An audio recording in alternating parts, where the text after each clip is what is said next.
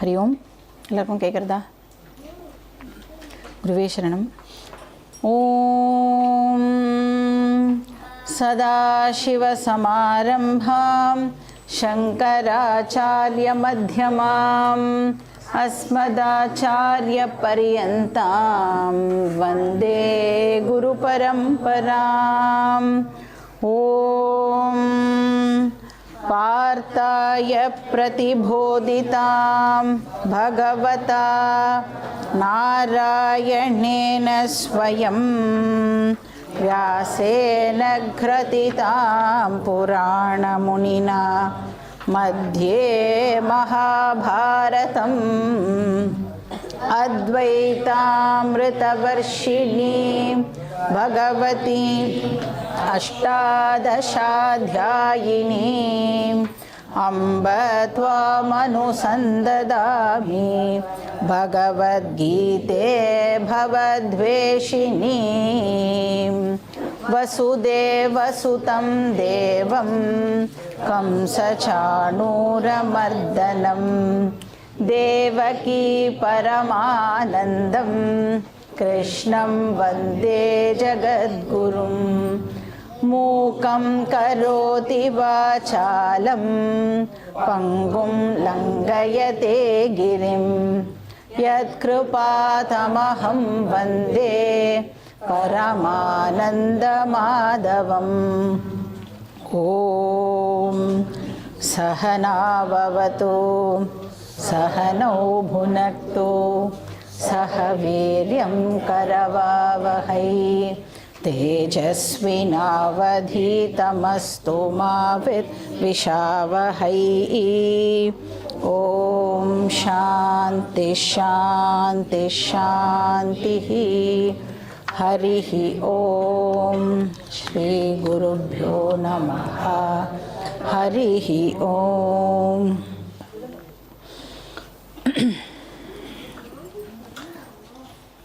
மனுஷன் அவனோட லைஃபோட அல்டிமேட் கோலை அடையிறதுக்கு வேதம் ஒரு இன்ஃப்ராஸ்ட்ரக்சரை ப்ரிஸ்கிரைப் பண்ணியிருக்கு அப்படின்னு பார்த்தோம். இப்போ யாரெல்லாம் இந்த இன்ஃப்ராஸ்ட்ரக்சரை அக்செப்ட் பண்ணிக்கிறாளோ அவளை தான் நம்ம வைதிகா அப்படின்னு சொல்கிறோம். யார் வேதத்தில் சொல்லப்பட்டிருக்கிற விஷயத்தை அக்செப்ட் பண்ணிட்டு அதுபடி தன்னோட வாழ்க்கையை நடத்துகிறாளோ அவளை நம்ம வைதிகா அப்படின்னு சொல்கிறோம்.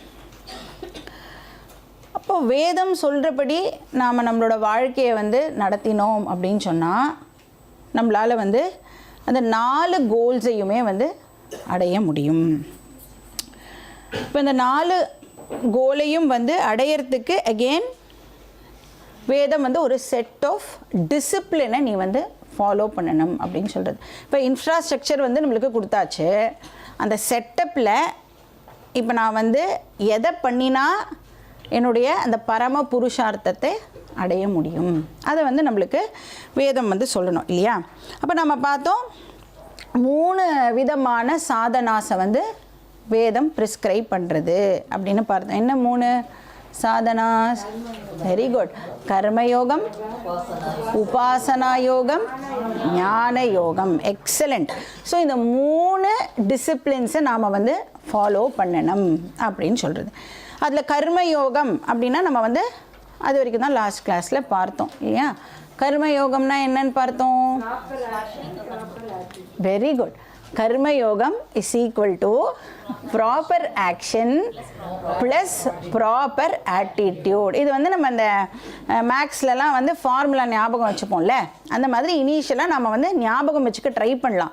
அப்புறம் போக போக போக போக அந்த ஃபார்முலாவை எப்படி டிரைவ் பண்ணுறது அப்படின்னே நம்மளுக்கு தெரிஞ்சிடும். ஸோ நம்ம மறக்கவே மாட்டோம். இப்போ ப்ராப்பர் ஆக்ஷன்னா என்னென்னு பார்த்தோம். இப்போ நம்ம பண்ணுற கர்மாவையே 3 விதமாக நாம் பிரிக்கலாம். ஃபஸ்ட்டு உத்தம கர்மாணி ஆர் பர உபகார கர்மாணி. அதை தான் நம்ம பரோபகாரம்னு சொல்கிறோம்ல. என்னது அது?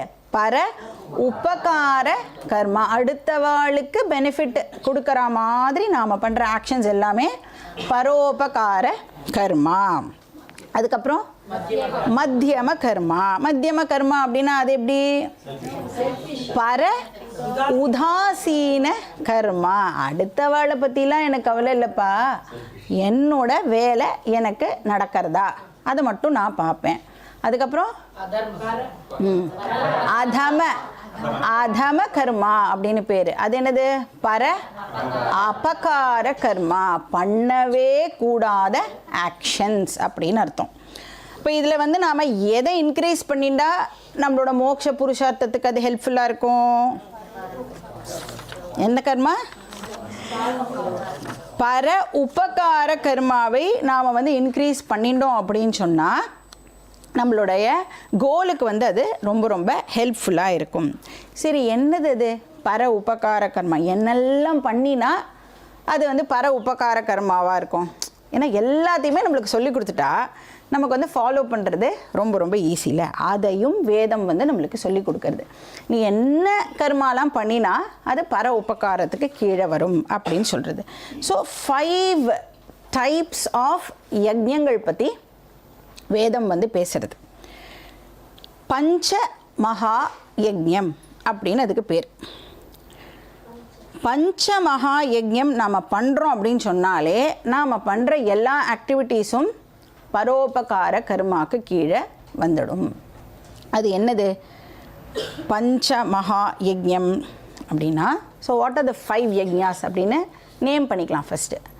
ஃபஸ்ட்டு யஜ்ஞம் வந்து தேவ யஜ்ஞம். ரெண்டாவது வந்து பித்ரு யஜ்ஞம். மூணாவது பிரம்ம யஜ்ஞம். நாலாவது மனுஷ்ய யஜ்ஞம். அஞ்சாவது பூத யஜ்ஞம். 5 எழுதிட்டேலா?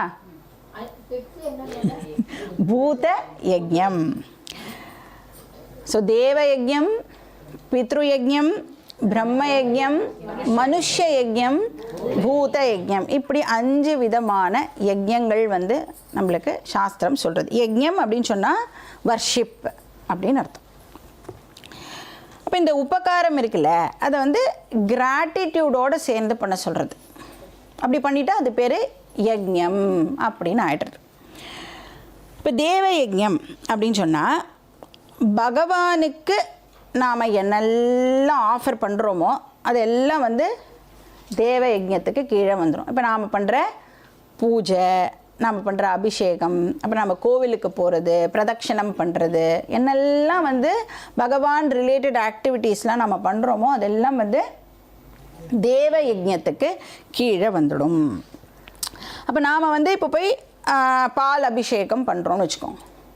அவர் வந்து ஒரு வாழைப்பழத்தை நாம் வந்து பகவானுக்கு நிவேதனம் பண்ணுறோம் அப்படின்னா அதை என்ன பண்ணுறார் பகவான்?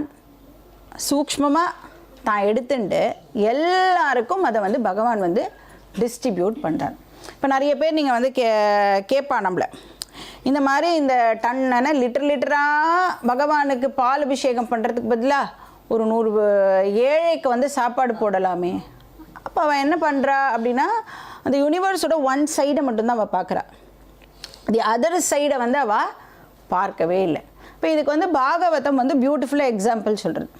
நம்ம வந்து ஒரு மரம் வளர்க்குறோன்னு வச்சுக்கோங்களேன், அந்த மரத்துக்கு எங்கே தண்ணி விடுவோம்? வேருக்கு தான் நான் தண்ணி விடுவேன். அப்போ அந்த வேரைனா என்ன பண்ணுறது? என்ன கெப்பாசிட்டி இருக்குது அந்த வேருக்கு? கீழேருந்து மேலே வரைக்கும் இருக்கிற ஒரு லீஃபுக்கு கூட அந்த தண்ணியை எடுத்துட்டு போய் சப்ளை பண்ணி அதை ஃபுட்டாக மாற்றி எல்லாத்தையும் வந்து நரிஷ் பண்ணுறதுக்கான கெப்பாசிட்டி அந்த வேருக்கு இருக்குது. நான் என்ன என் லீஃபுக்கு இல்லாமல் தண்ணி வந்து விட்டுருக்கேன்? இல்லையே.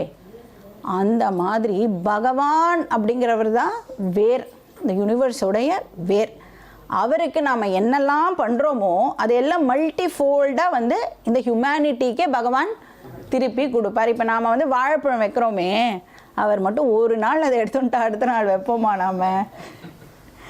ஸோ பகவான் வந்து அதை சூக்ஷ்மமாக எடுத்துட்டு நம்ம என்ன கொடுக்குறோமோ அதை மல்டிஃபோல்டாக ஹியூமனிட்டிக்கு திருப்பி கொடுப்பார். அதனால் வந்து இந்த மாதிரி இது வேஸ்ட்டு அது வேஸ்ட்டு திரவியங்கள்லாம் நாம் வந்து அபிஷேகத்துக்கு யூஸ் பண்ணி வேஸ்ட் பண்ணுறோம் அப்படின்னு நம்ம பேசவே கூடாது.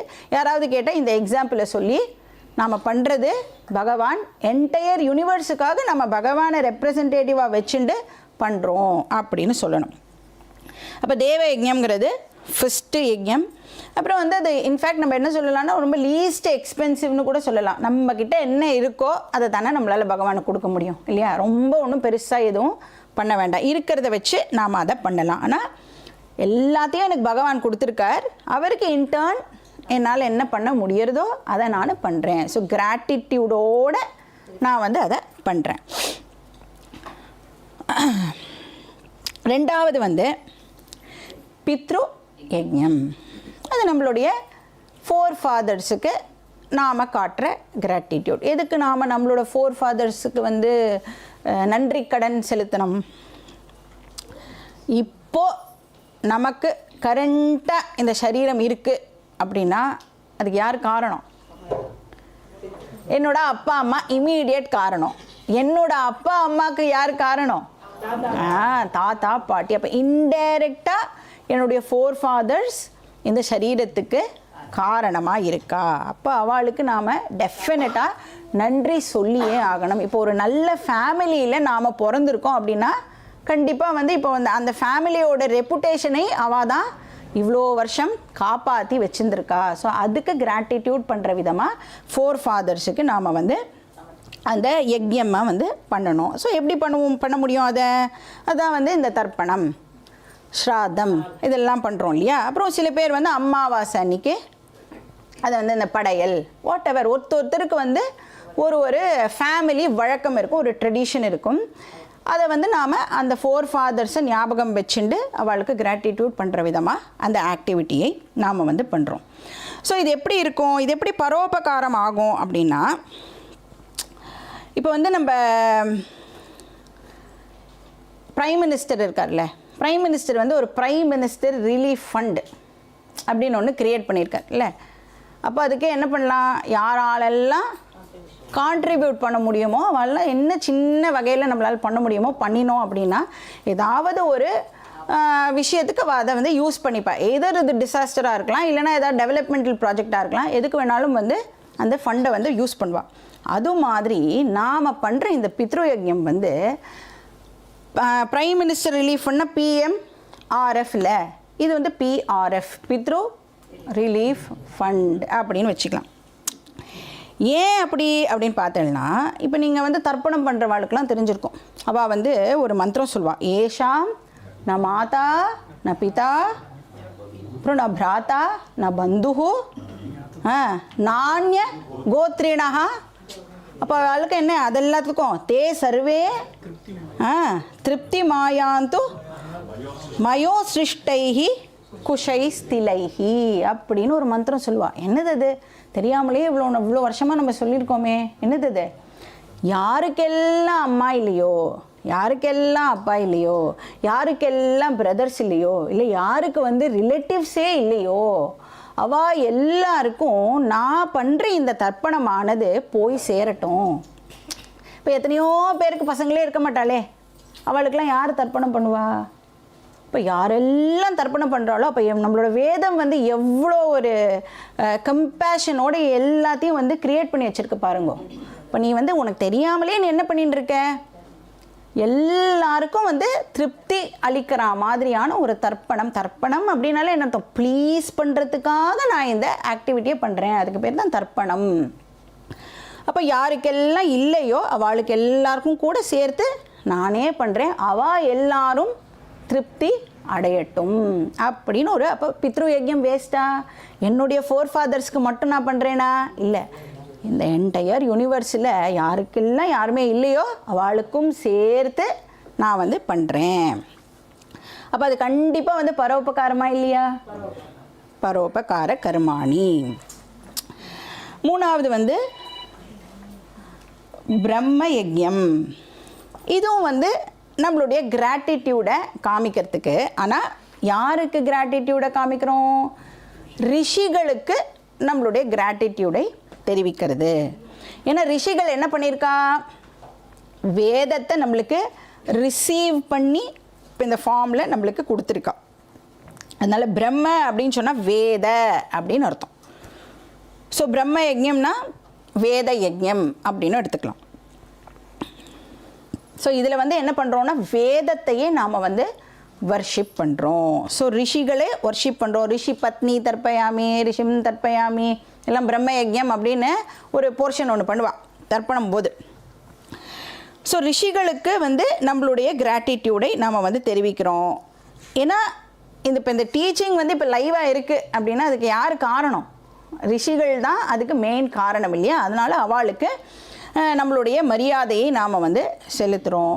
ஸோ எப்படி வந்து பண்ண முடியும் அப்படின்னா, ஒன்று வந்து வேத மந்திரங்களை சாண்ட் பண்ணுறது மூலமாக இந்த கிராட்டிடியூடை நாம் வந்து தெரிவிக்கலாம். அதை வேத கோஷம் சொல்கிறால, பாராயணம் ஆஃப் வேதம், வேத பாராயணம் பண்ணுறது மூலமாக பண்ணலாம். இல்லைன்னா இந்த வேதத்தை அடுத்த வாளுக்கு எடுத்துகிட்டு போகிற விதமாக அதை டீச்சும் நாம் பண்ணலாம். இப்படி தான் நம்மளுடைய கிராட்டிடியூடை நாம் வந்து தெரிவிக்க முடியும். இன்னும் 2 விஷயம் இருக்குது. ப்ரீச்சிங்னு ஒன்று இருக்குது, டீச்சிங்னு ஒன்று இருக்குது. இப்போ நம்ம வந்து இப்போ நடத்தின்னு இருக்கோம்ல, இது ப்ரீச்சிங்கா டீச்சிங்கா? ப்ரீச்சிங் அப்படின்னு வச்சுக்கோங்களேன். எப்படி இருக்கும்னா, நான் வந்து ஃபஸ்ட் டே வரும்போது ஒரு டோட்டலி என்டையர் டிஃப்ரெண்ட்டாக ஒரு விஷயம் சொல்லுவேன். செகண்ட் டே வரும்போது கனெக்ஷனே இல்லாமல் வேறு ஒரு விஷயத்த சொல்லுவேன். எப்படி இருக்கும் அப்படின்னா, இப்போ இந்த டிஸ்கோர்ஸ்லாம் போனேன்னு வச்சுக்கோங்க, ராமாயண நவாகம் இல்லை ஏதாவது ஒரு பக்த பிரகல்லாதா அப்படிலாம் போனால் அப்படியே நம்மளுக்கு அழுகையெல்லாம் வரா மாதிரி நிறைய விஷயங்கள் எல்லாம் சொல்லி, அப்போ அந்த நேரத்துக்கு அது அப்படியே ஹித்தமளிக்கிற மாதிரி இருக்கும். அதுக்கப்புறம் பிரவச்சனம் முடிஞ்சதுக்கப்புறம் அது வந்து நம்மளை விட்டு போயிடும். அப்போ அட்வைசஸ்லாம் நடுவில் அங்கங்கே இப்படி இரு அப்படி இருக்கணும், பாருங்கோ அவளை பார்த்து நம்ம இந்த வேல்யூவை கற்றுக்கணும் அப்படின்னு சும்மா ரொம்ப வந்து இந்த அட்வைஸாக இருக்கும். ஆனால் டீச்சிங் அப்படின்னு சொன்னால் சிஸ்டமேட்டிக்காக கன்சிஸ்டண்ட்டாக ஒரு லெங்த் ஆஃப் டைமுக்கு ஒரே டீச்சருக்கு கீழே போய் படிக்கிறதுக்கு பேர் டீச்சிங் அப்படின்னு அர்த்தம். இப்போ நான் வந்து போன கிளாஸில் என்ன சொன்னேனோ அதுலேருந்து தானே நெக்ஸ்ட் கிளாஸ் ஆரம்பிக்கிறேன். அதனால தான் நம்மளால் ஆன்சர் பண்ண முடியறது. ஸோ கன்சிஸ்டண்ட்டாக எந்த நாம் வந்து படிக்கிறோமோ அதை தான் நம்ம டீச்சிங் அப்படின்னு சொல்ல முடியும். சரி, அது எப்படி இது வந்து எப்படி பரோபகாரமாக இருக்க முடியும்? ஏன்னா நாலேஜை மட்டும் ஒரு பர்சனுக்கு நாம் கொடுத்துட்டோம் அப்படின்னு சொன்னால் அவனுடைய entire family is taken care of இல்லையா? இப்போ அது ஆப்வியஸாக வந்து பரோபகாரமாக தான் இருக்க முடியும். ஏன்னா கிருஷ்ணர் வந்து சொல்லுவார் 18th சாப்டரில், யார் கீதா டீச் பண்ணுறாளோ அவளை எனக்கு ரொம்ப பிடிக்கும் அப்படின்னு சொல்லுவாள்.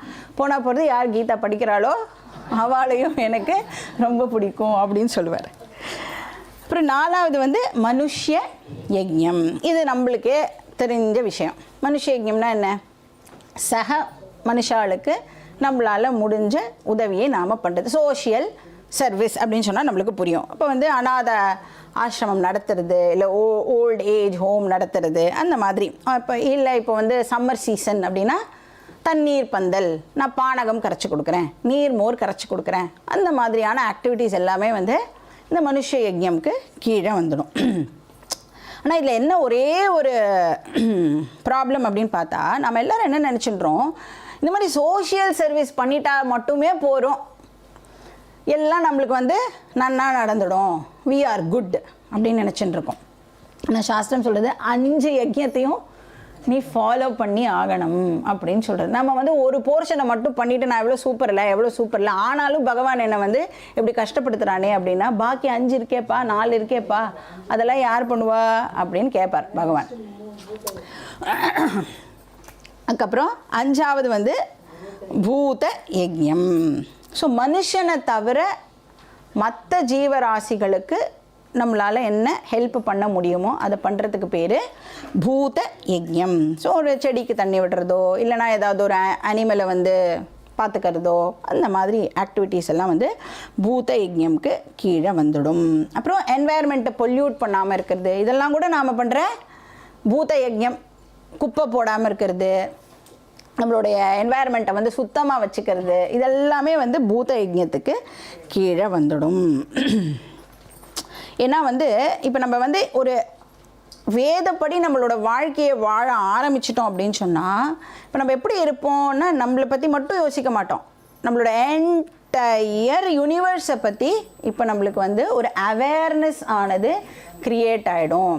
குப்பை போடக்கூடாது அப்படின்னா இமீடியட்டாக என்னது, என்னோடய தெருவே இப்போ வந்து நல்லா இருக்கணும்னு யோசிப்பேன். அப்புறம் வேறு எங்கேயாவது ஒரு வேறு ஸ்டேட்டுக்கு போகும்போது அப்போ கூட என்ன தோணும்னுக்க, ஐயோ இப்படி இருக்கே, இதுவும் நல்லா இருந்தால் பெட்டராக இருக்குமே, அதுக்கு என்ன முயற்சி பண்ணலாம் அப்படின்னு எனக்கு என்னுடைய இது வந்து விரிவடையும் இல்லையா. அப்போ நம்ம வந்து ஒரு என்டையர் யூனிவர்ஸையே வந்து நம்ம கன்சிடர் பண்ணி நம்மளோட வாழ்க்கையை வந்து வாழ ஆரம்பிப்போம். அதனால தான் இப்போ இந்த சந்தியாவந்தனம்லாம் பண்ணும் பொழுது ஆதித்யம் தர்ப்பயாமி, அப்புறம் என்னது சோமம் தர்ப்பயாமி, இந்த மாதிரி எல்லாம் கிரகங்களெல்லாம் கூட வந்து நாம் வந்து கிராட்டிடியூட் இன்க்ளூட் பண்ணுறோம். எல்லாத்த பற்றின அவேர்னஸோட நம்மளோட வாழ்க்கையை வந்து நம்மளால் வந்து வாழ முடியும். ஸோ இதுக்கு பேர் பஞ்சமகா யஜ்ஞம். அண்ட் இது உத்தம கர்மாணின்னு சொல்லலாம், பரோபகார கர்மாணி அப்படின்னும் நாம் வந்து சொல்லலாம். ஸோ தேவ யஜ்ஞம், பித்ரு யஜ்ஞம், பிரம்ம யஜ்ஞம், மனுஷ யஜ்ஞம், பூத யஜ்ஞம், இப்படி 5 விதமான யஜ்ஞங்களை நாம் நித்தியம் ஃபாலோ பண்ணணும். நெக்ஸ்ட் இப்போ இதோட வந்து கர்மயோகா போர்ஷன் வந்து ஓவர். ஸோ கர்மயோகம் அப்படின்னு சொன்னால் ப்ராப்பர் ஆக்ஷன் ப்ளஸ் ப்ராப்பர் ஆட்டிடியூட்னு பார்த்தோம். ப்ராப்பர் ஆக்ஷன் அப்படிங்கிற இடத்துல பரோபகார கர்மாணி நிறையா பண்ணணும் அப்படின்னு பார்த்தோம். அந்த பரோபகார கர்மாணியும் பஞ்சமகா யஜ்ஞம் மூலமாக நம்மளால் வந்து பண்ண முடியும் அப்படிங்கிறத பார்த்தோம். ப்ராப்பர் ஆட்டிடியூட் ஆல்ரெடி நம்மளுக்கு தெரியும், ஈஸ்வர அர்ப்பணமாக நாம் பண்ணணும். அப்புறம் என்ன ரிசல்ட் வருதோ அது ஈஸ்வர பிரசாதமாக நாம் அக்செப்ட் பண்ணிக்கணும். ஸோ இது வந்து ஒரு சாதனா, கர்மயோக சாதனா. இப்போ நெக்ஸ்ட் என்ன சாதனா பார்க்கணும், உபாசன யோக சாதனா. இதை வந்து சம்டைம்ஸ் சமாதி யோகம் அப்படின்னு சொல்லுவாள். சங்கரர் வந்து இதுக்கு இன்னொரு பேர் கொடுக்குறார், சமாதி யோகம் அப்படின்னு சொல்கிறார். உபாசனா அப்படின்னு சொன்னால் என்ன அர்த்தமாகிறது, தியானம் அப்படின்னு அர்த்தம், மெடிடேஷன், அதான் வந்து உபாசனாவோட அர்த்தம். சரி, இதோட பர்பஸ் என்ன அப்படின்னா, இப்போ வந்து நம்மளுடைய கோலை வந்து நாம் அடையணும் அப்படின்னு சொன்னால் அதுக்கு நம்மளுடைய பர்சனாலிட்டி வந்து ஃபஸ்ட்டு குவாலிஃபை ஆக வேண்டியிருக்கு. ஒரு ஃபிட்னஸ் வந்து நம்மளோட பர்சனாலிட்டிக்கு தேவைப்படுறது. So making my personality fit worthy to pursue this knowledge, அதுக்கு நான் உபாசனா யோகா வந்து ப்ராக்டிஸ் பண்ணணும். இப்போ சொல்லுவோம்ல, car should be road worthy, ரோடில் ட்ராவல் பண்ணணும்னா கார் வந்து ஃபிட்டாக இருக்கணும் அப்படின்னு சொல்கிறோம்ல, அது மாதிரி ஹியூமன் பர்சனாலிட்டி ஷுட் பி புருஷார்த்தா வர்த்தி. ஏன்னா நம்மளோட லைஃபோட ஜேர்னியே வந்து என்னன்னு பார்த்தோம், கோல் அடையிறது தான் நம்மளுடைய ஜேர்னி. ஒரு இடத்துல ஸ்டார்ட் பண்ணியிருக்கோம், அப்புறம் அந்த டெஸ்டினேஷனை ரீச் பண்ணுற வரைக்கும் நம்மளுடைய ட்ராவல் வந்து கண்டினியூ ஆகிட்டு இருக்கு. அப்போ நம்மளுடைய பர்சனாலிட்டியை கண்டிஷன் பண்ணுறதுக்கு இந்த உபாசனா யோகா வந்து நம்மளுக்கு ஹெல்ப் பண்ணுறது. இப்போ வந்து ஏதாவது ஒரு ஸ்போர்ட்டில் வந்து நம்ம சேர்றோன்னு வச்சுக்கோங்க, ஃபஸ்ட்டு என்ன கொடுப்பான் நம்மளுக்கு, ஃபிட்னஸ்.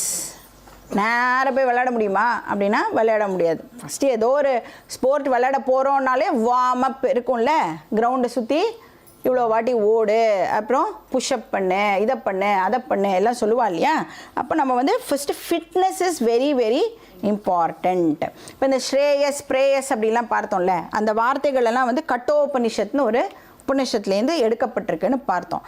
அதே உபனிஷத் வந்து நம்மளோட பர்சனாலிட்டியை வந்து ஒரு சேரியட்டுக்கு கம்பேர் பண்ணுறது, ஒரு ரதத்துக்கு வந்து கம்பேர் பண்ணுறது.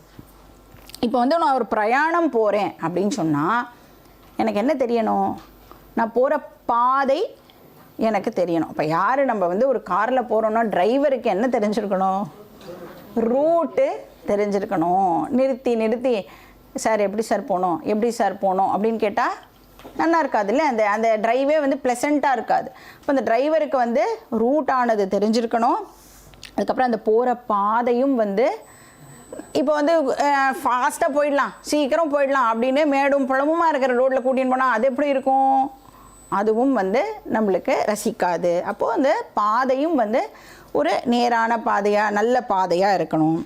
அப்போ தான் வந்து அந்த டெஸ்டினேஷனை நம்மளால் ப்ராப்பராக ரீச் பண்ண முடியும். ஸோ உபனிஷத் சொல்கிறது ஆத்மானம் ரத்தினம் வித்தி ஷரீரம் ரதமேவது புத்திம் து சாரதிம் வித்தி மனப்பிரகிரகமேவச்ச விஜான சாரதிர்யஸ்து மனப்பிரகிரக வான்னரஹா சோத்வன பாரமாப்னோதி தத் விஷ்ணோஹோ பரமம் பதம் அப்படின்னு உபனிஷத் சொல்கிறது. ஸோ விஷ்ணோஹோ அப்படின்னா இந்த இடத்துல பிரம்மன் அப்படின்னு அர்த்தம். அந்த பிரம்மன்கிற அந்த பரம பதத்தை நாம் வந்து அடையணும் அப்படின்னு சொன்னால் நம்மளுடைய பர்சனாலிட்டி வந்து அதுக்கு ஃபிட்டாக இருக்க வேண்டியதாக இருக்குது.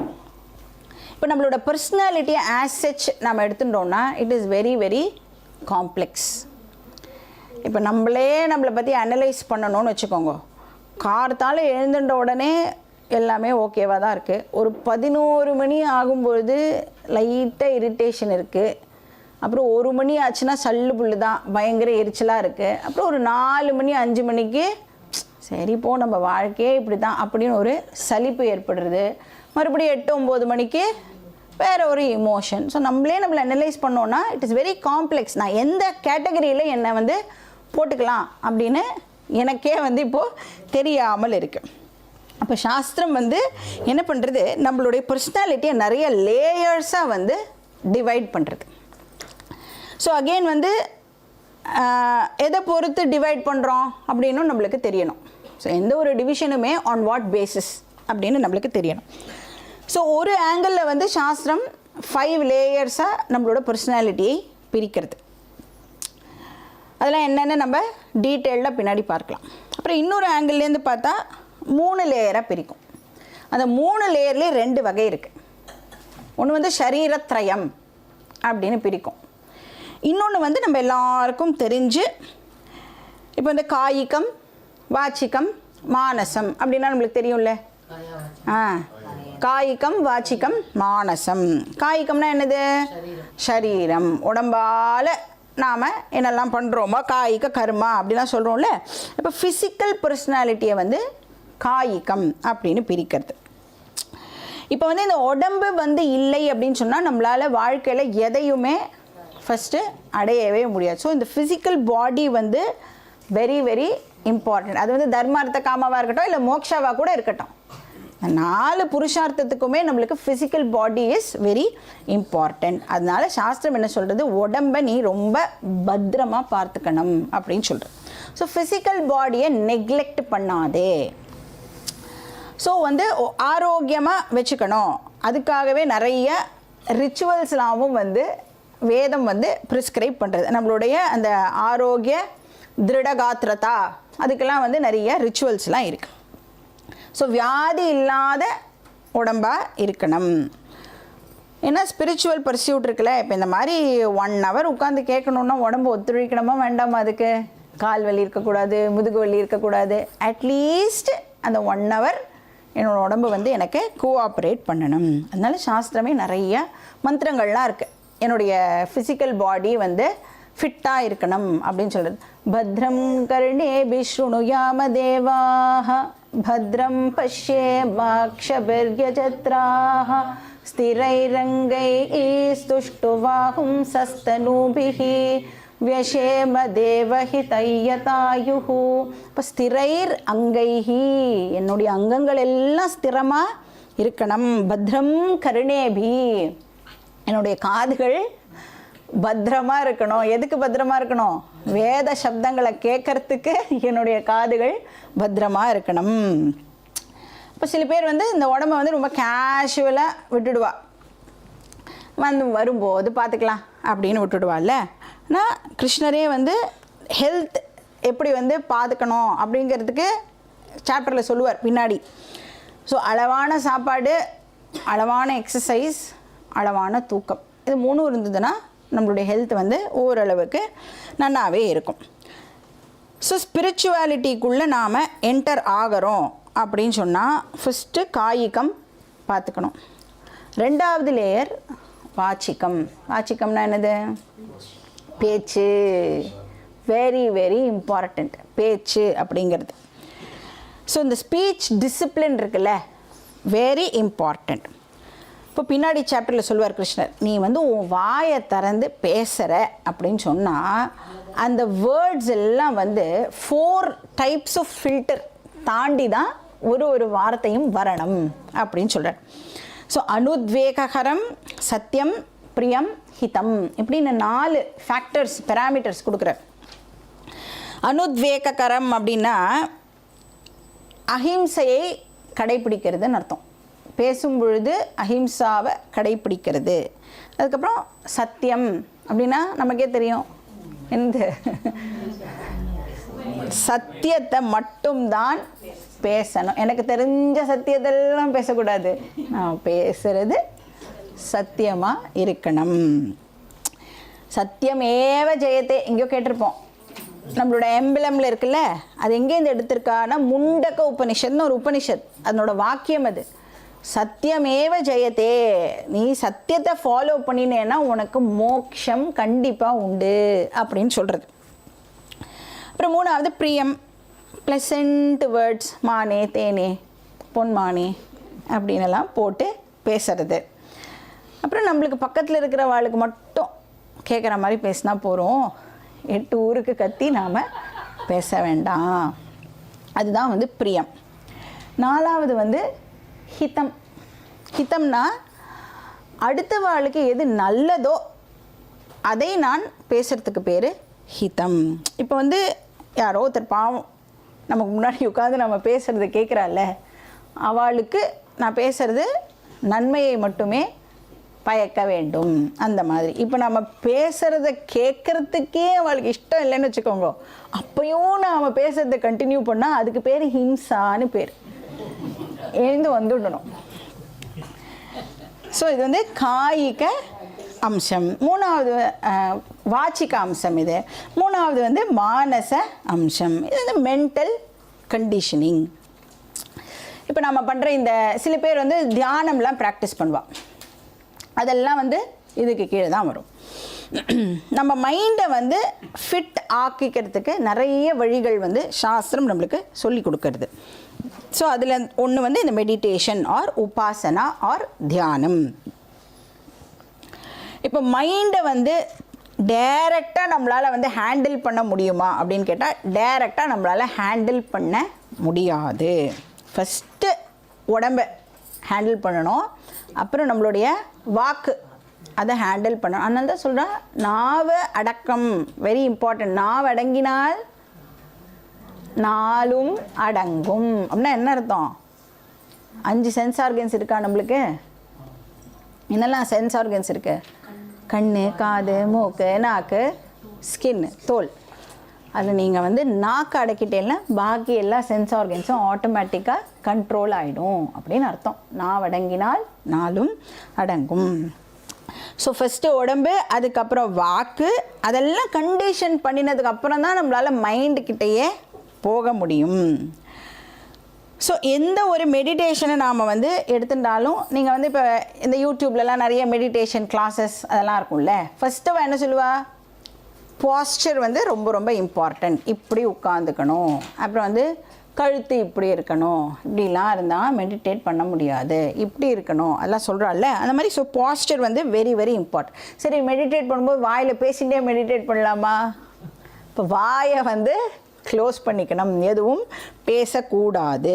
அப்படி அதெல்லாம் கண்டிஷன் பண்ணிவிட்டு அதுக்கப்புறம் நாம் தியானம் அப்படிங்கிற ப்ராசஸுக்குள்ளே என்டர் பண்ணணும். இப்போ இந்த தியானத்தையே வந்து சாஸ்திரம் வந்து 4 வகையாக பிரிக்கிறது. ஸோ இந்த தியானம் எதுக்கு பண்ணலாம் அப்படின்னா, ரிலாக்ஸ் பண்ணிக்கிறதுக்கு தியானம் பண்ணலாம். ரிலாக்ஸேஷன் மெடிடேஷன் அப்படின்னு அதுக்கு பேர். ஸோ இதில் என்னோடய எய்மே எப்படி இருக்கும்னா, என்னோடய மனசை வந்து நான் சாந்தப்படுத்துவேன், மைண்டை வந்து காம் பண்ணுவேன். ஏன்னா மைண்டில் இப்போ பாரு வந்து ஏதோ தாட்ஸு, நான் வாயெல்லாம் க்ளோஸ் பண்ணிட்டு தான் இருக்கேன், ஆனாலும் உள்ளுக்குள்ளே ஏதோ பிசிண்டே இருக்குல்ல, அந்த பேச்சை வந்து குறைக்கிறதுக்கு பேர் ரிலாக்ஸேஷன் மெடிடேஷன் அப்படின்னு அர்த்தம். அப்போ பாடி பார்ட்ஸ் எல்லாம் ரிலாக்ஸ் பண்ணிட்டு, வாயெல்லாம் வந்து க்ளோஸ் பண்ணிட்டு, நாம் வந்து அந்த சென்ஸ் ஆர்கன்ஸ் எல்லாம் வாயை க்ளோஸ் பண்ணிட்டு ஆட்டோமேட்டிக்காக வந்து எல்லா சென்ஸ் ஆர்கன்ஸும் வந்து வித்ரா ஆகிடும். அதுக்கப்புறம் நாம் வந்து இந்த தியானத்தை ப்ராக்டிஸ் பண்ணோம் அப்படின்னா மைண்ட் வந்து நம்மளுக்கு ஓரளவுக்கு காமாக குவைட்டாக ஆகிடும். இதுக்காக மெடிடேஷன் பண்ணலாம். ரெண்டாவது வந்து ஃபோக்கஸிங் மெடிடேஷன் அப்படின்னு சொல்லுவாள். இப்போ என்னோடய மைண்டை வந்து ஒரு குறிப்பிட்ட நேரத்துக்கு ஒரு குறிப்பிட்ட விஷயத்தில் ஃபோக்கஸ்டாக வைக்கிறதுக்கு ட்ரெயின் பண்ணுறது அப்படின்னு அர்த்தம். அதாவது அட்டென்ஷன் ஸ்பேன் அப்படின்னு சொல்லுவாள்ல. இப்போ கிளாஸ் வந்து 55 நிமிஷம் அப்படின்னா அந்த 55 நிமிஷமும் வந்து என்னோடய மைண்ட் வேறு எங்கெல்லாமோ சுற்றக்கூடாது, இங்கேயே கவனமாக நாம் வைக்கிறதுக்கு முயற்சி பண்ணணும். ஸோ ஃபோக்கஸ் வந்து இதில் இருக்கணும். ஆனால் அன்ஃபார்ச்சுனேட்லி என்ன ஆகிடும்னா 55 நிமிஷம் கிளாஸ் இருக்குன்னா ஒரு 30 நிமிஷம் இங்கே இருக்கும், நடுவில் வேற எங்கெல்லாமோ சுற்றிட்டு வரும். ஸோ அந்த வேற எங்கெல்லாமோ சுற்றுறதில்ல, அதெல்லாம் வந்து குறைச்சி ஒரு இடத்துல ஃபோக்கஸ் பண்ணுறதுக்கு நாம் இதை வந்து ப்ராக்டிஸ் பண்ணலாம். மூணாவது வந்து எக்ஸ்பேன்ஷன் மெடிடேஷன். என்னோடய மைண்டை வந்து எக்ஸ்பேண்ட் பண்ணுறதுக்கு ட்ரெயின் பண்ணுறது. அப்போ எப்படி பண்ணலாம் அப்படின்னா, இந்த மொத்த பிரபஞ்சத்தையும் நாம் வந்து இப்போ விஷுவலைஸ் பண்ணி பார்க்கணும். அப்படியே அந்த சீக்கு முன்னாடி பீச்சில் போய் நின்னா எப்படி இருக்கு, எவ்வளோ பறந்து விரிஞ்சு இருக்கு, நம்மளோட கண்ணுனால் எவ்வளோ தூரத்துக்கு பார்க்க முடியுமோ அவ்வளோ தூரத்துக்கு நம்ம பார்க்குறோம்ல, அந்த மாதிரி இப்போ மைண்டை யூஸ் பண்ணி எவ்வளோ தூரத்துக்கு நம்மளால் இமேஜின் பண்ண முடியுமோ அவ்வளோ தூரத்துக்கு நாம் வந்து இமேஜின் பண்ணணும். அப்போது அந்த மாதிரி நம்ம விஷுவலைஸ் பண்ணினோம் அப்படின்னு சொன்னால் நமக்குன்னு ஒரு 4-5 ப்ராப்ளம் இருக்குல்ல நம்மளோட லைஃப்பில், அதெல்லாம் ரொம்ப இன்சிக்னிஃபிகண்ட்டாக ஆகிடும். இப்போ இந்த யூனிவர்ஸை நீங்கள் விஷுவலைஸ் பண்ணி அந்த யூனிவர்ஸில் ஏதோ ஒரு மில்கி வேன்னு ஒரு கேலக்சியில் நம்ம இருக்கோம். அந்த மில்கி வே கேலக்சியில் எங்கே இருக்கோம், நம்ம எர்த் அப்படின்ற ஒரு பிளானட்டில் இருக்கோம். அந்த எர்த்தில் ஒரு காண்டினென்ட்டு ஏஷியா, ஏஷியாவில் கண்ட்ரி இந்தியா, இந்தியாவில் தமிழ்நாடுன்னு ஒரு டுபாக்கூர் ஸ்டேட்டு, அதுக்கப்புறம் அங்கே ஒரு சென்னை அப்படின்னு ஒரு சிட்டியில் இருக்கோம். அதுக்கப்புறம் பம்மல் அப்படின்னு ஒரு ஏரியாவில் ஏதோ ஒரு ஸ்ட்ரீட்டில் ஏதோ ஒரு ஓரமாக இருக்கிற வீட்டில், அந்த வீட்டிலையும் ஏதோ ஒரு மூலையில் ஒரு ரூமு, அந்த ரூம்லேயும் ஓரமாக ஒரு சேரை போட்டுட்டு ஒரு டாட் மாதிரி நாம் உட்காந்துன்னு இருக்கோம். அப்போ அந்த என்டையர் யூனிவர்ஸை கம்பேர் பண்ணும்போது நாம் எப்படி இருக்கோம், ஒரு தூசி கூட நம்மளை சொல்லிக்கிறதுக்கு ஆக்சுவலி நம்ம ஃபிட்டு கிடையாது. அப்படி இருக்கே உன் ப்ராப்ளமை போய் பெருசாக யூனிவர்ஸ் லெவலுக்கு பேசுகிறியே, அது நியாயமா? அதனால் வந்து எக்ஸ்பேன்ஷன் மெடிடேஷன் ப்ராக்டிஸ் பண்ணினோம் அப்படின்னா நம்மளுடைய எல்லா ப்ராப்ளம்ஸும் எப்படி ஆகிடும்னா, ச்சே இதுக்கா போய் நான் இவ்வளோ அலட்டின்றேன் அப்படின்ற மாதிரி நம்மளுக்கு ஆகிடும். ஸோ டோட்டல் மைண்டை நாம் வந்து எக்ஸ்பேண்ட் பண்ணிக்கணும். எவ்வளோ தூரம் நாம் நம்மளோட மைண்டை எக்ஸ்பேண்ட் பண்ணிக்கிறோமோ அவ்வளோ சீக்கிரம் நம்மளுக்கு இந்த விஷயமானது புரியும். ஏன்னா நம்ம வந்து படிக்க வந்திருக்கிறது இன்ஃபினிட் பிரம்மன் பற்றி படிக்க வந்திருக்கோம். நான் என்னோடய ஃபேமிலி அப்படியே அந்த 4 பேரை பற்றி மட்டும்தான் யோசிக்கக்கூடிய மனசு எனக்கு இருக்குது அப்படின்னா அதை எக்ஸ்பேண்ட் பண்ணினா தான் இன்ஃபினிட்டை பற்றி நம்மளால் புரிஞ்சிக்க முடியும். அதுக்கப்புறம் 4th வந்து வெரி இம்பார்ட்டண்ட், வேல்யூ மெடிடேஷன்.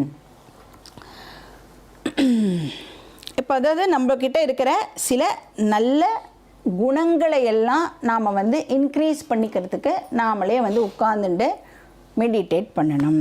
ஏன்னா அதுக்கு எது வந்து ரொம்ப இம்பார்ட்டண்ட் ஆகுறது அப்படின்னா, இப்போ நம்ம வந்து ஒரு திங்கிங் பேட்டர்ன் இருக்கும், ஒருத்தருக்கும் வந்து ஒரு திங்கிங் பேட்டர்ன் இருக்கும். இப்போ நான் காமாக உட்கார்ந்துட்டு என்ன மாதிரியான தாட்ஸ் எல்லாம் நான் வந்து ஜென்ரலாக என்டர்டெயின் பண்ணுறேன் அப்படின்னு செக் பண்ணிக்கணும். ஸோ எனக்கு எப்பயுமே வந்து பாசிட்டிவ் தாட்ஸ் தான் வருதா, இல்லைனா நான் வந்து எப்போ பாரு ஏதாவது நெகட்டிவ் தாட்ஸையே வந்து எனக்கு சுற்றின்னு இருக்கா அப்படின்னு பார்க்கணும். இப்போ இந்த நெகட்டிவ் தாட்ஸ்லாம் வந்ததுன்னா என்ன பண்ணணும், பாசிட்டிவ் தாட்டாக வந்து மாற்றுறதுக்கு முயற்சி பண்ணணும். ஏன்னா நம்ம என்ன நினைக்கிறோமோ அதுதான் நம்மளுடைய ஆக்ஷனாக வெளியில் வரும். நம்ம என்ன ஆக்ஷனை பண்ணுறோமோ அதுவே நம்மளுடைய ஹேபிட்டாகவும் வந்து மாறிடும். அதனால் தாட் லெவலில் நாம் வந்து கண்ட்ரோல் பண்ணுறதுக்கு நம்மளுக்கு தெரியணும். அப்போ இந்த தாட் அப்படிங்கிறது வந்து கண்ணுக்கு தெரியாத சூக்ஷ்மமாக இருக்கிற ஒரு விஷயமா இருக்குது. ஆனால் அதுதான் அன்ஃபார்ச்சுனேட்லி நம்மளுடைய ஆக்ஷனை டிசைட் பண்ணுறது, நம்மளோட ஹேபிட்டை டிசைட் பண்ணுறது, நம்மளுடைய டெஸ்டினியையும் அதுதான் டிசைட் பண்ணுறது. அதனால் நாம் தாட்டை வந்து கண்ட்ரோல் டெஃபினட்டாக பண்ணணும். அப்போ எந்த மாதிரியான தாட்ஸை நான் என்டர்டெயின் பண்ணினேன்னா என்னுடைய அல்டிமேட் கோலை ரீச் பண்ண முடியும் அப்படிங்கிறத தெரிஞ்சுட்டு அந்த மாதிரியான தாட்ஸை என்டர்டெயின் பண்ணுறதுக்கு முயற்சி பண்ணணும். அப்படிலாம் பண்ணும்பொழுது நேச்சுரலாக நம்மளுக்கு குட் வேல்யூஸ் வந்து டெவலப் ஆகும். தெய்வீ சம்பத் அப்படின்னு கிருஷ்ணர் வந்து இந்த நற்பண்புகளுக்கு தெய்வீ சம்பத் அப்படின்னு ஒரு பேர் கொடுக்குறார். இந்த கோவப்படுறது, எரிச்சல் ஆகிறது, இதெல்லாம் வந்து ஆசுரி சம்பத் அப்படின்னு சொல்கிறார். அதெல்லாம் நேச்சுரலாக நம்மளை விட்டு வெளியில் போயிடும். அப்போ என்னால் எதையுமே சாதிக்க முடியும், என்னால் எல்லாமே பண்ண முடியும் அப்படின்னு அந்த கான்ஃபிடென்ஸ் இருக்குல்ல, அதை நம்மளே ரிப்பீட் பண்ணிகிட்டே இருந்தால் தான் அந்த ஸ்ட்ரென்த் வந்து நம்மளோட மைண்டுக்கு கிடைக்கும். ஸோ இது வந்து வேல்யூ மெடிடேஷன் அப்படின்னு சொல்லப்படுறது. ஸோ பாடி, ஸ்பீச், மைண்ட், இப்போ இது எல்லாத்தையும் நாம் வந்து இண்டிவிஜுவலாக ஃபிட் ஆக்கிட்டோம், ஹெல்த்தியாக ஆக்கிட்டோம். ஆனால் எது ரொம்ப இம்பார்ட்டண்ட்னா இந்த மூணும் இப்போ ஒன்றா சேர்ந்து கோஆர்டினேட்டடாக ஃபங்க்ஷன் பண்ணணும். That is very very important. சொல், செயல், சிந்தனை அப்படின்னு சொல்லுவோம். மூணும் வந்து எப்பவுமே ஒன்றா இருக்கணும். நான் ஒன்று நினைப்பேன், வேற ஒன்று சொல்லுவேன், வேற மாதிரி செய்வேன், இருக்கக்கூடாது. நான் சொல்கிறது தான் செய்வேன், செய்கிறத தான் சொல்லுவேன் இல்லை, நினைக்கிறத தான் சொல்லணும், சொல்கிறத தான் செய்யணும். அப்போ தாட்ஸ் வந்து ஹெல்த்தியாக வச்சுக்கிறதுக்கு நாம் வந்து முயற்சி பண்ணணும். இப்படி பண்ணினோம் அப்படின்னா நம்மளோட என்டையர் பர்சனாலிட்டியே வந்து இப்போது இந்த ஸ்பிரிச்சுவல் பர்சியூட்டுக்கு நாம் ஃபிட் பண்ணிட்டோம் அப்படின்னு அர்த்தமாகிறது. ஸோ உபாசனா யோகா வந்து இதுக்காக நாம் ப்ராக்டிஸ் பண்ணுறோம். ஸோ ஃபஸ்ட்டு வந்து என்ன யோகா? கர்ம யோகா. செகண்ட் வந்து உபாசனா யோகா. இப்போ இது ரெண்டும் வந்து நான் கொஞ்சம் ஃபாலோ பண்ணி ஒரு அளவுக்கு நான் ரெடி ஆகிட்டேன் அப்படின்னு சொன்னால் மூணாவது லெவல் வந்து ஞான யோகம். ஸோ வாட் இஸ் ஞான யோகம்? இப்போ எந்த சில சாதனாஸை ஃபாலோ பண்ணுறது மூலமாக எனக்கு ஞானம் கிடைக்குமோ அதையெல்லாம் நாம் வந்து ஞான யோகம் அப்படின்னு சொல்கிறோம். ஸோ ஞான பிராப்தியர்த்தம் யோகா ஞான யோகா. சரி, இங்கே நம்ம வந்து எந்த ஞானத்தை பற்றி பேசுகிறோம்? ஃபிசிக்ஸ் ஞானமா, கெமிஸ்ட்ரி ஞானமா, எந்த ஞானத்தை பற்றி பேசுகிறோம்? ஆத்ம ஞானத்தை பற்றி பேசுகிறோம். ஆத்மானா என்னது? ஆத்மாவோட இமீடியட் டிரான்ஸ்லேஷன் என்ன அப்படின்னு பார்த்தோன்னா நான் அப்படின்னு அர்த்தம். ஆத்மாங்கிற வார்த்தைக்கு என்ன மீனிங் அப்படின்னு கேட்டேன்னா நான் அப்படின்னு அர்த்தம். அப்போ நம்ம எதை பற்றி பேசுகிறோம்? செல்ஃப் நாலேஜை பற்றி நாம் வந்து இப்போது பேசிகிட்டு இருக்கோம் இல்லையா? சரி, அப்படின்னா என்ன அர்த்தம்? என்னை பற்றின அறிவு. கரெக்டாக? செல்ஃப் நாலேஜ்னு என்ன அர்த்தம்? என்னை பற்றின அறிவு. என்னை பற்றி எனக்கு தெரியுமா தெரியாதா? எனக்கு என்னை பற்றி ரொம்ப நல்லாவே தெரியுமே. ஏன் உங்களை பற்றி கூட எனக்கு ரொம்ப நல்லா தெரியும். என்னை பற்றி எனக்கு என்ன தெரியும்? ஐ ஆம் ஸோ அண்ட் ஸோ. நான் வந்து இத்தனாம் தேதி பிறந்திருக்கேன், இந்த பர்சனுக்கு பிறந்தேன், இந்த ஏரியாவில் வாழ்ந்துட்டுருக்கேன், இந்த படிப்பு படிச்சிருக்கேன், இந்த பொசிஷனில் நான் இப்போ இருக்கேன். இதெல்லாம் தான் என்னை பற்றி நான் தெரிஞ்சு வச்சுட்டுருக்கிற விஷயம். இவ்வளோ ஹைட்டு, இவ்வளோ வெயிட்டு, இந்த கலரு எல்லாம் எனக்கு என்னை பற்றி தெரியும். அப்படி சொன்னால் சாஸ்திரம் என்ன கேட்கும் நம்மள? அது உன்னுடைய ஃபிசிக்கல் பர்சனாலிட்டி. நான் வந்து உன்னை பற்றி உனக்கு தெரியுமான்னு கேட்டேன், உன்னுடைய ஃபிசிக்கல் பர்சனாலிட்டி பற்றி உனக்கு தெரியுமான்னு கேட்கவே இல்லையே அப்படின்னு சொல்லும். அப்படின்னா என்ன தெரிஞ்சுக்கலாம் அதுலேருந்து? அது நான் இல்லை. அப்போ செல்ஃப் நாலேஜ் அப்படிங்கிறது என்னோட உண்மையான ஸ்வரூபத்தை பற்றி தெரிஞ்சுக்கிறது செல்ஃப் நாலேஜ். இப்போ என்னோட பேசிக் நேச்சர் என்ன, என்னோட எசன்ஸ் என்ன அப்படின்னு தெரிஞ்சுக்கிறதுக்கு பேர் ஆத்ம ஞானம். அதுக்கு தான் சாஸ்திரம் வந்து ஆத்மா அப்படின்னு நீ வந்து ஆத்மா அப்படின்னு சொல்கிறது. அதை பற்றி தெரிஞ்சுக்கிறதுக்கு ஆத்ம ஞானம்னு ஒரு பேரையும் வந்து கொடுக்கறது. ஸோ இதை நாம் வந்து தெரிஞ்சுக்கணும்னா அதுக்கு சில டிசிப்ளின்ஸை ஃபாலோ பண்ணணும் அப்படின்னு சொல்கிறது. சரி, இப்போ வந்து மோட்ச புருஷார்த்தத்தை அடையணும் அப்படின்னு சொன்னால் அதுக்கு எது ரொம்ப அவசியமாகிறதுனா ஆத்ம ஞானம் அவசியமாகுது. ஆத்ம ஞானம் வந்துடுத்துனா மோக்ஷம் அடைஞ்சாச்சு அப்படின்னு அர்த்தமாகுது. தென் வாட் இஸ் மோக்ஷா? மோக்ஷம்னா என்னன்னு பார்த்தோம், 2வது கிளாஸில் பார்த்தோம். மோக்ஷம்னா என்னது? பிரேயஸ்லேருந்து விடுதலை அடையிறதுக்கு பேர் மோக்ஷம் அப்படின்னு பார்த்தோம். தர்ம அர்த்த காம இது 3லேருந்து நான் விடுதலை அடையிறதுக்கு பேர் மோக்ஷம் அப்படின்னு பார்த்தோம். ஏன்னா இந்த தர்ம அர்த்த காம என்ன பண்ணுறதுன்னா நம்மளை 2 விதமாக பந்தப்படுத்துறது அப்படின்னு பார்த்தோம். ஒன்று வந்து அதோட ப்ரெசன்ஸ் வந்து எனக்கு பாரமாகிடுறது, இன்னொன்று அதோட ஆப்சன்ஸ் வந்து ஒரு வெறுமையை க்ரியேட் பண்ணிடுறது. இப்போ நம்ம வந்து ஃபேமிலியில் இருக்கோன்னு வச்சுக்கோங்களேன், ஒரே ப்ராப்ளம் ஒரே டென்ஷன் அப்படின்னா ஒரு சமயம் நம்மளுக்கு என்ன தோன்றுறது, பா எல்லாரையும் விட்டுட்டோம் எங்கேயாவது ஒரு ஆசிரமத்தில் அக்கடான்னு போய் இருக்க மாட்டோமா அப்படின்னு தோன்றுறது. சரி அக்கடான்னு போய் ஆசிரமத்தில் இருக்கோம்ல, 2 நாள் தான் இருப்போம். 3வது நாள் ஐயோ எப்படாப்பா வீட்டுக்கு போவோம், ஒரே தனிமையாக இருக்கே, ஒரே வெறுமையாக இருக்கே அப்படின்னு தோன்றதா இல்லையா? இப்போ சாஸ்திரம் வந்து என்ன சொல்கிறது, நீ வந்து இந்த வேர்ல்டு உனக்கு கொடுக்குற ப்ராப்ளம்ஸ்லேருந்து ஃப்ரீயாக இருக்கிறதுக்கு உனக்கு இந்த ஆத்ம ஞானம் வந்து தேவைப்படுறது அப்படின்னு சொல்கிறது. இப்போ நீங்கள் வந்து அந்த ஃப்ரீயாக இருக்கிறதுன்னு சொல்கிறோம்ல, அந்த ஃப்ரீடம் இருக்குல்ல, அந்த ஃப்ரீடமை எதை கொடுக்கும் உனக்கு அப்படின்னா ஆத்ம ஞானத்தினால மட்டுமே அந்த ஃப்ரீடமை உனக்கு கொடுக்க முடியும். இப்போ இந்த இன்னர் ஃப்ரீடம், அந்த இன்னர் ஃப்ரீடம் வந்து நம்மளுக்கு கிடச்சிடுத்தோம் அப்படின்னா அது வந்து 3 விதமாக நம்மக்கிட்ட எக்ஸ்ப்ரெஸ் ஆகும். எப்படி அப்படின்னா, என்னோடய வாழ்க்கையில் வந்து எந்த விஷயத்தை மாற்றவே முடியாதோ அதை அக்செப்ட் பண்ணிக்கிற மெச்சூரிட்டியை அது எனக்கு கொடுத்துடும். அக்செப்டன்ஸாக அந்த நாலேஜ் வந்து எக்ஸ்ப்ரெஸ் ஆகும்.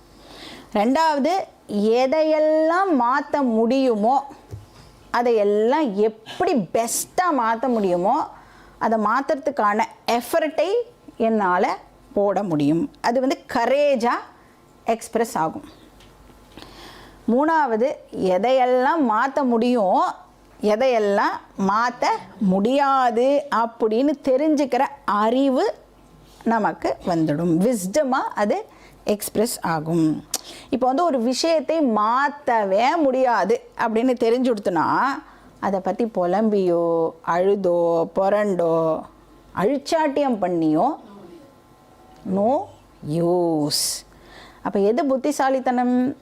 அக்செப்ட் பண்ணிட்டு போகிறது தான் புத்திசாலித்தனம். அதனால அதுக்கு என்ன பேர்? சாய்ஸ்லெஸ் சிச்சுவேஷன் அப்படின்னு பேர்.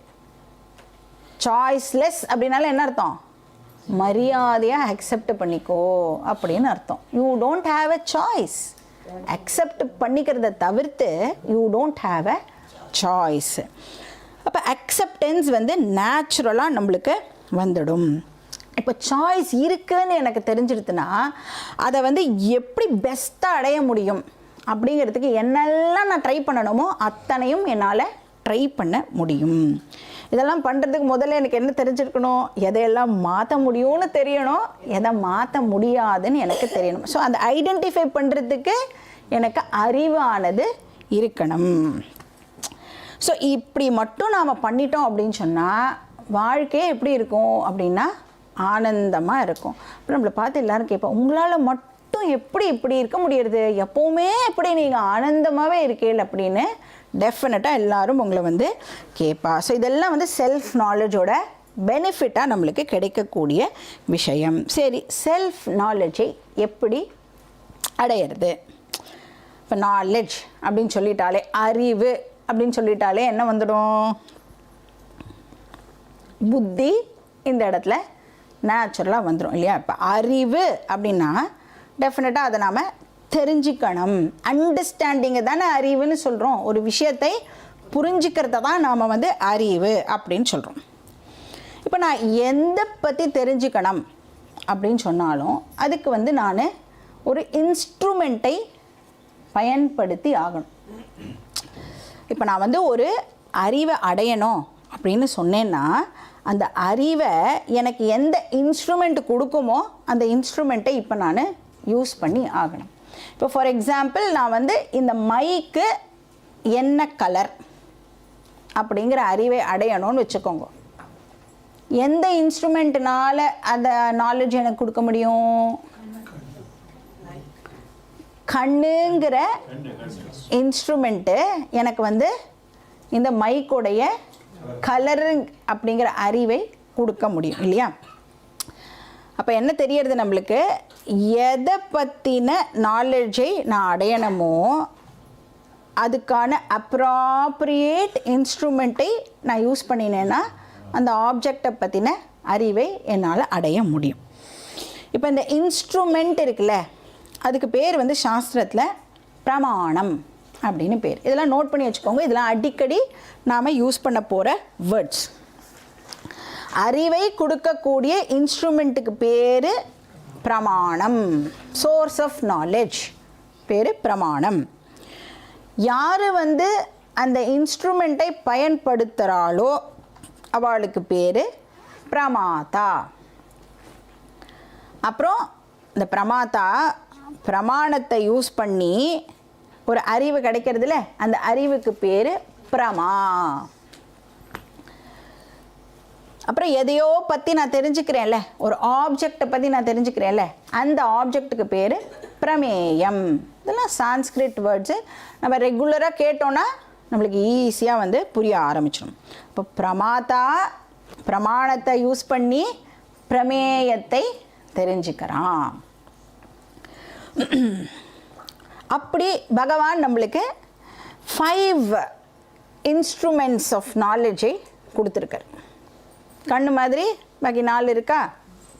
அதுதான் சென்ஸ் ஆர்கன்ஸ் அப்படின்னு சொல்கிறோம். அது வந்து இன்ஸ்ட்ருமெண்ட் ஆஃப் நாலேஜ். இந்த 5 சென்ஸ் ஆர்கன்ஸை யூஸ் பண்ணியும் இன்னும் சும்மாவா யூஸ் பண்ணுறோம்? என்ன தெரிஞ்சுக்கிறோம் இல்லையா?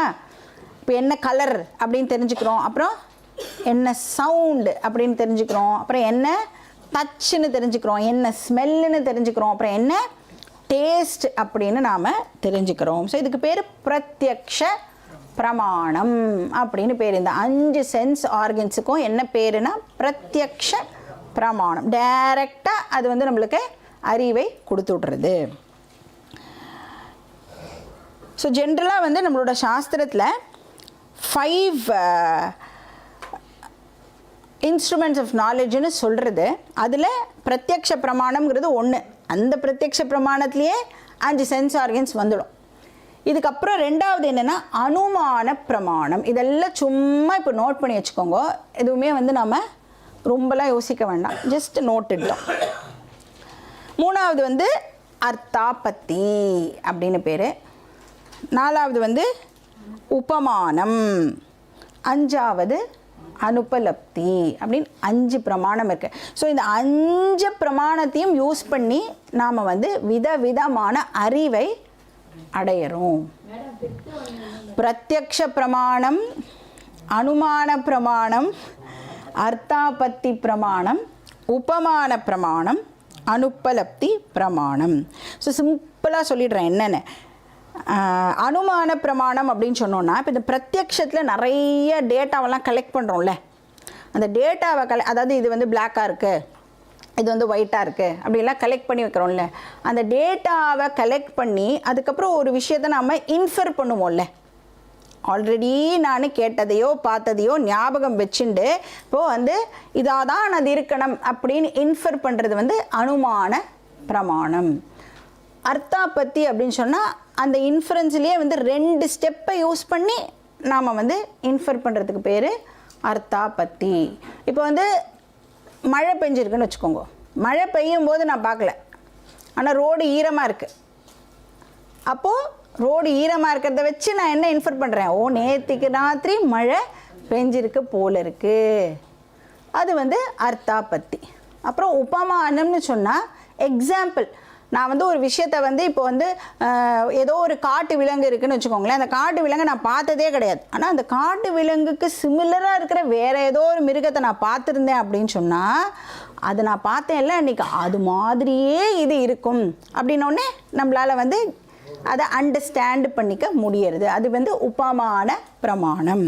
அப்புறம் அனுபலப்தி அப்படின்னு சொன்னால் ஆப்சன்ஸ் ஆஃப் சம்திங் நம்மளுக்கு தெரியறதில்ல. இப்போ இந்த ரூமில் பூனை இல்லை, அதுவும் ஒரு அறிவு தானே, இந்த ரூமில் பூனை இல்லை அப்படிங்கிறது. ஸோ அதுக்கு பேர் அனுபலப்தி பிரமாணம் அப்படின்னு அர்த்தம். ஸோ இந்த அஞ்சுமே வந்து என்ன அப்படின்னா பௌருஷேய பிரமாணத்துக்கு கீழே வந்துடும். அதாவது மனுஷங்கிட்ட இருக்கிற விஷயங்களையே யூஸ் பண்ணி நாம் அறிவை அடையிறதுனால இதெல்லாம் பௌருஷேய பிரமாணம் அப்படின்னு சொல்லப்படுறது. சரி, இந்த 5 இன்ஸ்ட்ருமெண்ட்டில் எந்த இன்ஸ்ட்ருமெண்ட்டை நான் பயன்படுத்தினா செல்ஃப் நாலேஜை அடைய முடியும்? இப்போ வந்து நல்லா ஒன்று தெரிஞ்சுக்கணும். இப்போ வந்து இது ஒரு மேல் வாய்ஸா ஃபீமேல் வாய்ஸா அப்படின்னு கண்டுபிடிக்கிறதுக்கு எந்த பிரமாணத்தை யூஸ் பண்ணுவேன் நான்? காது அப்படிங்கிற பிரமாணத்தை யூஸ் பண்ணுறேன், ரைட்டா? நீங்கள் வந்து எவ்வளோ பெரிய ஆளாக இருந்தாலும் மேல் வாய்ஸா ஃபீமேல் வாய்ஸாங்கிறத கண்ணை வச்சு தெரிஞ்சுக்க முடியாது. கரெக்டு தானே? கண்ணை வச்சு என்ன தெரிஞ்சுக்க முடியும்? கலர்ஸ் அண்ட் ஃபார்ம்ஸ், என்ன ஷேப்பில் இருக்குது, என்ன கலரில் இருக்குது, இதுதான் தெரிஞ்சுக்க முடியும். கண்ணை வச்சு சவுண்டை ஒரு நாளைக்கும் தெரிஞ்சுக்க முடியாது. அது மாதிரி காதுனால கலரை ரிப்போர்ட் பண்ண முடியாது, மூக்குனாலையும் கலரை ரிப்போர்ட் பண்ண முடியாது, சவுண்டை ரிப்போர்ட் பண்ண முடியாது. இப்போ இந்த 5மே, இந்த 5 பிரமாணமுமே நம்மளுக்கு வெளியில் இருக்கிற விஷயத்தை பற்றின அறிவைத்தான் கொடுக்கறது. வெளியில் இருக்கிற விஷயத்தை ஆப்ஜெக்ட்ஸ் அப்படின்னு சொல்லலாம். இப்போ சேர் ஒரு ஆப்ஜெக்ட், மைக் ஒரு ஆப்ஜெக்ட், எனக்கு நீங்கள் ஒரு ஆப்ஜெக்ட்டு, நான் உங்களோட ஃபிசிக்கல் பாடியை இப்போ பார்க்குறேன் இல்லையா? அப்போது இந்த 5 பிரமாணமும் வெளியில் இருக்கிற ஆப்ஜெக்ட்ஸ் பற்றின அறிவை தான் எனக்கு கொடுக்கறது. சரி, இப்போ நாம் ஆனால் எதை தெரிஞ்சுக்கிறதுக்கு வந்திருக்கோம்? யாரை பற்றி தெரிஞ்சுக்க வந்திருக்கோம்? என்னை பற்றி நான் இப்போது தெரிஞ்சுக்கிறதுக்கு வந்திருக்கேன். சரி, இப்போ என்னோட கண் இருக்குல்ல, கண்ணை யூஸ் பண்ணி எல்லா திங்ஸையும் நான் பார்க்குறேன். ஆனால் என்னுடைய கண்ணை யூஸ் பண்ணி என் கண்ணையே என்னால் பார்க்க முடியுமா? என் கண்ணை இப்போ நான் எப்படி பார்க்கிறேனோ அதே மாதிரி என்னுடைய கண்ணை யூஸ் பண்ணி என் கண்ணை பார்க்க முடியுமா? பார்க்க முடியாது. அதுக்கு தான் என்ன யூஸ் பண்ணுறோம்? கண்ணாடி நாம் வந்து யூஸ் பண்ணுறோம். அப்போ ஒரு எக்ஸ்டர்னல் ஃபேக்டரை நாம் வந்து யூஸ் பண்ணுறோம். அது மாதிரி என்னை பற்றி நான் தெரிஞ்சுக்கிறதுக்கு ஒரு எக்ஸ்டர்னல் ஃபேக்டர் தேவைப்படுறது. அந்த எக்ஸ்டர்னல் ஃபேக்டருக்கு பேர் வேத பிரமாணம் ஆர் சப்த பிரமாணம் அப்படின்னு பேர். அப்போ பகவான் வந்து நம்மளுக்கு 2 கண்ணாடி கொடுத்துருக்கார். ஒன்று வந்து புற அழகை ரசிக்கிறதுக்கு ஒரு கண்ணாடி, இன்னொன்று அக அழகை தெரிஞ்சுக்கிறதுக்காக இன்னொரு கண்ணாடி. அதுதான் சாஸ்திர மிரர் ஆர் வேத பிரமாணம். ஸோ அந்த வேத பிரமாணம் இருக்குல்ல, அதை வந்து 6வது பிரமாணம் அப்படின்னு சொல்கிறோம். அதை தான் 6th சென்ஸ் ஆர்கன், 6வது அறிவு. 6வது அறிவுன்னு சொல்கிறாள்ல, 6வது அறிவை பயன்படுத்தினாதான்ப்பா நீ மனுஷன்னே ஒத்துக்கிறா சாஸ்திரத்தில். அப்போ வேதத்தை நீ யூஸ் பண்ணினால் மட்டுமே நீ மனுஷன் அப்படின்னு அக்செப்ட் பண்ணப்படுறது. சரி, அந்த 6வது அறிவு இருக்குல்ல, ஒரு சாஸ்திர மிரர் அப்படின்னு சொல்கிறோம்ல, அந்த சாஸ்திர மிரரை எனக்கு எப்படி பயன்படுத்தணும்னு தெரியணும். நார்மல் கண்ணாடி இருக்குல்ல, அந்த நார்மல் கண்ணாடியை நான் பின்னாடி பக்கமாக திருப்பி வச்சுட்டேன்னு வச்சுக்கோங்க, என்னோடய ஃபேஸ் தெரியுமா? அப்போ எனக்கு அந்த நார்மல் கண்ணாடியே எப்படி பயன்படுத்தணும் அப்படின்னு ஃபஸ்ட்டு தெரிஞ்சிருக்கணும் இல்லை? அப்புறம் அந்த மிரர் ஆடிண்டே இருந்ததுன்னா என்னோடய ஃபேஸை ஒழுங்காக என்னால் பார்க்க முடியுமா? அப்போ கரெக்டாக அதை ஒரு ஆணி அடித்து ஆடாத மாதிரி ஃபிட் பண்ணி எல்லா இதுவும் பண்ணுறோம்ல, அதுக்கு அந்த மாதிரி இந்த சாஸ்திர மிரரையும் வந்து எனக்கு ப்ராப்பராக பயன்படுத்த தெரியணும். அதுக்கு தான் ஒரு குருக்கு கிட்ட போய் இந்த மிரரை எப்படி பயன்படுத்தணும் அப்படின்னு கற்றுக்கணும்னு சொல்கிறேன். இப்போ இதில் இன்னொரு விஷயம் என்ன அப்படின்னா, இந்த நாலேஜோட இன்னொரு யூனிக்னஸ் என்ன அப்படின்னு பார்த்தோன்னா, இப்போ சாதாரணமாக வந்து ஒரு பிளேஸ்க்கு போனோன்னு வச்சுக்கோங்க. இப்போ முக்திநாத் நான் போனோம், நான் பார்த்ததே இல்லை முக்திநாத்தை. ஆனால் நான் முக்திநாத் போனோன்னு எனக்கு வந்து ஒரு தாட் வருது. வந்ததுக்கப்புறம் நான் உடனே வந்து அந்த பிளேஸை பற்றி கூகுளில் அடித்து எல்லாம் தெரிஞ்சுக்கிறேன். இல்லைனா யாரோ ஒருத்தர் போயிட்டு வந்திருப்பா, அவள் வந்து அவளோட அனுபவங்களெல்லாம் நம்மளுக்கு சொல்லியிருப்பா.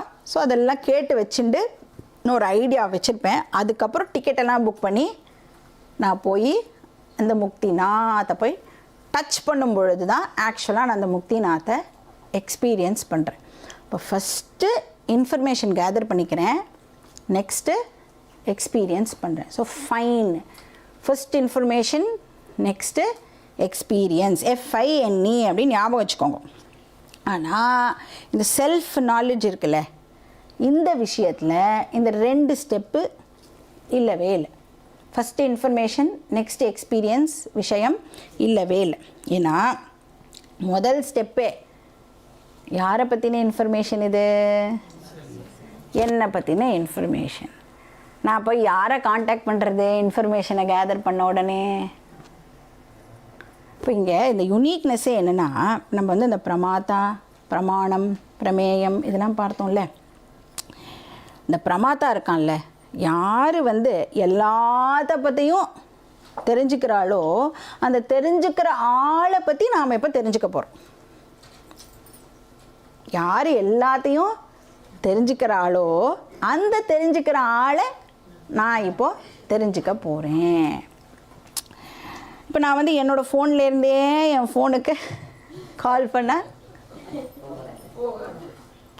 அது மாதிரி நான் ஃபஸ்ட்டு என்னை பற்றி இன்ஃபர்மேஷன் கேதர் பண்ணி அதுக்கப்புறமா நான் என்னை காண்டாக்ட் பண்ணுவேன் அப்படின்னு சொல்ல முடியுமா? அப்படின்னா இந்த 2 ஸ்டெப் ப்ராசஸ் இதில் இல்லை. பாக்கி எந்த நாலேஜை நீங்கள் எடுத்துட்டாலும் உங்களுக்கு ஒரு விஷயத்தை பற்றி தெரியலை அப்படின்னா முதல்ல அந்த இன்ஃபர்மேஷன் கேதர் பண்ணிப்பேன், அப்புறம் அதனுடைய ஆக்சுவல் எக்ஸ்பீரியன்ஸ் நமக்கு கிடைக்கும்.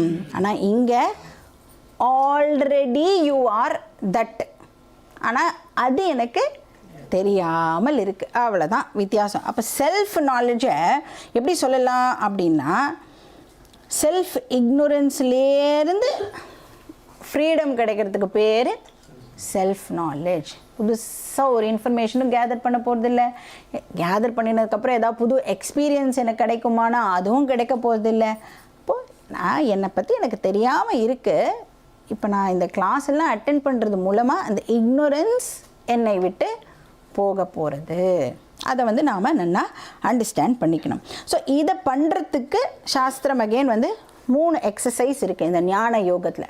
3 என்ன அப்படின்னா, ஸ்ரவணம், மனனம் அண்ட் நிதித்தியாசனம் அப்படின்னு 3 எக்ஸசைஸ் வந்து ப்ரிஸ்கிரைப் பண்ணப்பட்டிருக்கு. அதோட டீட்டெயில்ஸை நாம் நெக்ஸ்ட் கிளாஸில் பார்க்கலாம். ஓம் பூர்ணமதః பூர்ணமிதம் பூர்ணாத் பூர்ணமுதச்யதே பூர்ணஸ்ய பூர்ணமாதாய பூர்ணமேவாவசிஷ்யதே. ஓம் சாந்தி சாந்தி சாந்தி. हरिः ॐ श्रीगुरुभ्यो नमः. हरिः ॐ.